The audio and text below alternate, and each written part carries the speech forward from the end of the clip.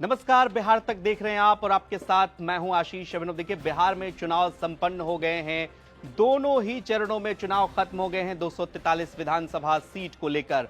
अब सबकी दिलचस्पी इस बात को लेकर है कि आखिर सीट पर एग्जिट पोल क्या है, आपकी सीट पर एग्जिट पोल क्या कुछ कहता है, ये हम आपको बताएंगे इस वीडियो में। आपके विधानसभा सीट का हाल बताएंगे, कौन से प्रत्याशी चुनाव जीत रहे हैं ये भी बताएंगे।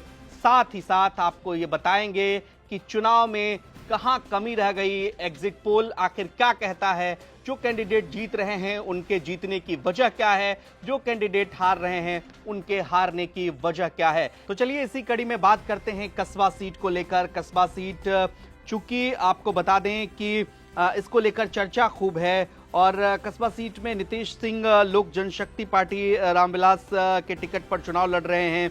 इत्तेफाक आलम यहां से क्षेत्र में पॉलिटिकली एक्टिव हैं, सोशल एक्टिविस्ट हैं, ईमानदार छवि के हैं, जनसुराज के टिकट पर चुनाव लड़ रहे हैं। इरफान आलम, देखिए इस नाम की चर्चा खूब हो रही है। इरफान आलम वही चेहरा जो राहुल गांधी के पास खड़े होकर मंच पर रो पड़े थे और राहुल गांधी ने उन्हें ढांढस बधाया था, पोस्टमैन के बेटे हैं।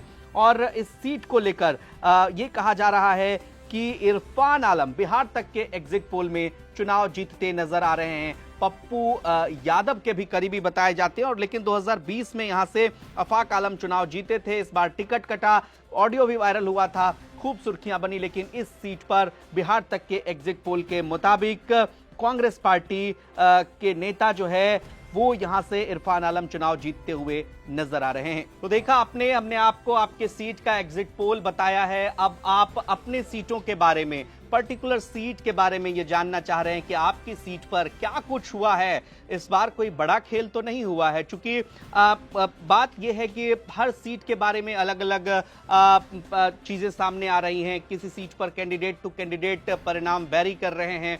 243 विधानसभा सीट का अगर आपको एग्जिट पोल देखना है तो बिहार तक के वीडियो सेक्शन में आइए, सारा वीडियो वहां पर उपलब्ध है। और साथ ही साथ आप कोई अपना ओपिनियन देना चाहते हैं कि एग्जिट पोल में आप क्या सोचते हैं, पर्टिकुलर जिस सीट के बारे में अभी हम बात कर रहे हैं उस सीट को लेकर, या फिर 243 विधानसभा सीट को लेकर महागठबंधन को कितनी सीटें आ रही हैं, तेजस्वी यादव ने किस तरीके से चुनाव लड़ा, नीतीश कुमार ने किस तरीके से चुनाव लड़ा, क्या एक बार फिर से बिहार में नीतीश कुमार की सरकार बन रही है या तेजस्वी यादव नीतीश कुमार को सत्ता से हटा देंगे।